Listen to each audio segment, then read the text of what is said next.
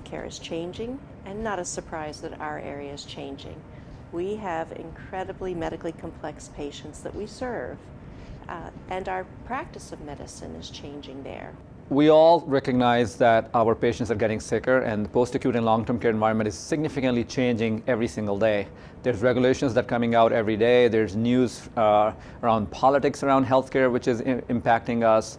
I think AMDA is really the organization that's going to define the post-acute and long-term care space for professionals, providers, because there's no other organization that really understands our space and understands the challenges of all of the regulations that we have, that understands our patient population.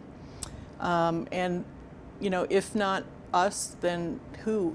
Coming to the conference is about developing a peer group, developing an excitement about what we're doing, and participating in the education, in the advocacy that AMDA is about at a national level. I think everybody who's got anything to do with post-acute and long-term care and geriatrics should be thinking about attending this conference at least once in their life, because honestly, if you attend once, it's a pretty good chance that you'll be coming back.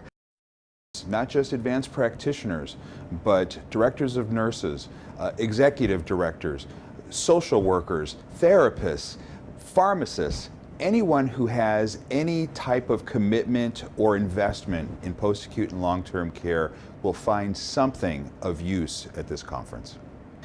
I really enjoyed the annual conference because we're able to catch up with friends who actually become our AMDA family every year, and it means so much to see these folks, to share in experiences and realize that in what we do, we truly aren't alone.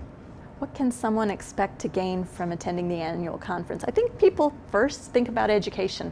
People come for education, and you should expect to obtain really high quality education. But I think other things that you can gain is a community of practitioners, a community of people who are like-minded. We'll gain knowledge in the practice of medicine in the post-acute and long-term care field.